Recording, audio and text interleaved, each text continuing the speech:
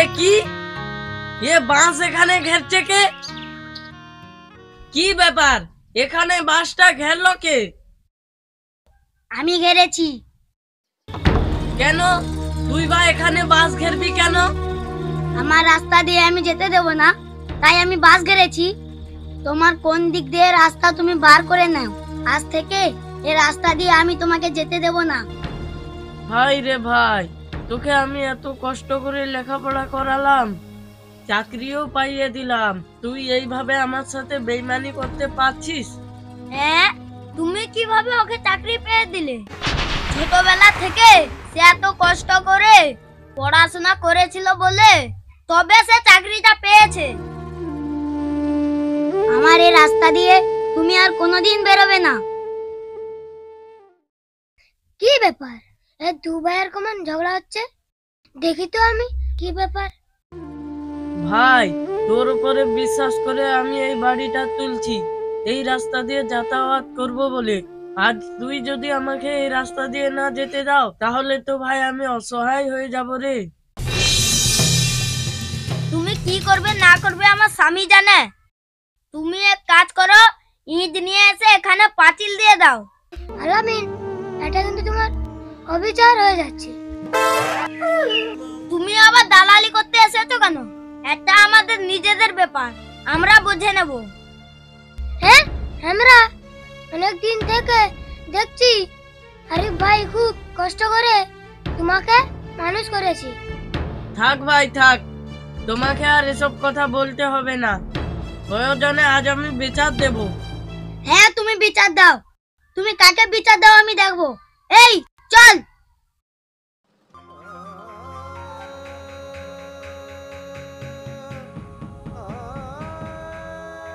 আরে ভাই, দুঃখ পেও না। ওর টাকা হয়েছে তাই ও গরম দেখাচ্ছে। তোমার পক্ষে আল্লাহ আছে। ঠিক বলেছিস ভাই, চল এক্ষুনি গিয়ে বিচার দিয়ে আসি। হ্যাঁ ভাই, ঠিক বলেছো। চলো, মেম্বারকে সব কথা খুলে বলবি। হ্যাঁ, সব কথা তো আমি শুনলাম, তোর ফাইলেন কথাটা তুই বল। থাইল্যান্ড কথা আবার কি বলবে? উনাকে আমরা এই রাস্তা দিয়ে যেতে দেব না। এর মধ্যে মেয়ে ছেলে কেন কথা বলছে? এই দাঁড়া, এই আলামিন, তুই কি কথা বলতে পারিস নি? যা বলার তোর মুখ থেকে আমি শুনতে চাই। আমি কি বলবো? যা বলার আমার বউ তো বলে দিল। আমার বড় ভাই কোন দিক দিয়ে যাবে না যাবে ওকে রাস্তা বার করে নিতে বলো। আমার রাস্তা দিয়ে আমি মোট বেরোতে দেব না। তোকে যে সে এত কষ্ট করে পড়ালেখা শেখালো, সে না খেয়ে তোকে চাকরিটাও পাইয়ে দিল, এইরকম তুই তোর বড় ভাইকে কষ্ট দিতে পারছিস? মেম্বার সাহেব, এর কড়াকড়ি বিচার হওয়া দরকার।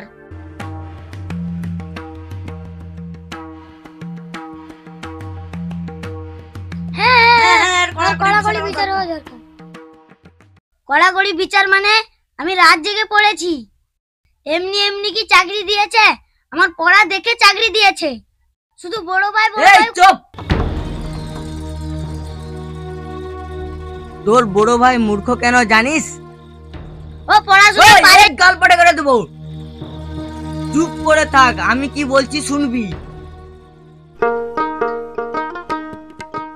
কি রে আরিফ, স্কুল যাবি না? তাড়াতাড়ি করে বেরিয়ে আয়। না রে ভাই, আমি চিন্তা করেছি আর আমি পড়বো না। কেন রে? তুই তো জানিস অনেক দিন আগে থেকে আমার আব্বা চলে গেছে, মাটা ছিল, মাও চলে গেল। আমি চিন্তা করেছি আমি কাজকর্ম করে আমার ছোট ভাইটাকে পড়াশোনা করাবো। তোর এত সুন্দর বুদ্ধি, পরীক্ষায়ও ভালো রেজাল্ট করিস, তুই পড়া বন্ধ করে দিবি? হ্যাঁ রে ভাই, কিচ্ছু করার নেই।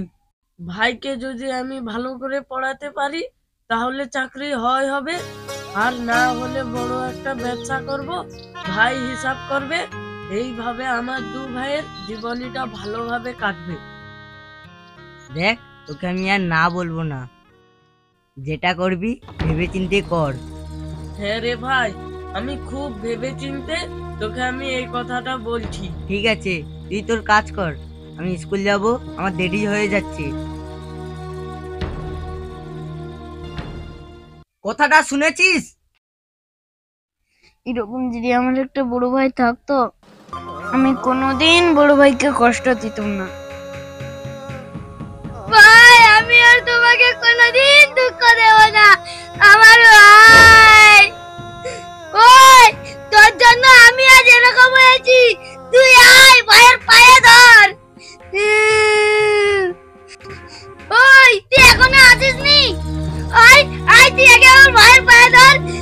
ভাই, ভাই, আমি আর তোমাকে কোনোদিন দুঃখ দেব না। দু ভাই মিলেমিশে থাক, এইটা আমি চাই। তোদের মিল দেখে আজ আমি খুব খুশি হয়েছি। এ আরি, দেখ ওদেরকে ক্ষমা করে দে। হ্যাঁ হ্যাঁ, আমি ক্ষমা করে দিয়েছি। আয় আয় আয়।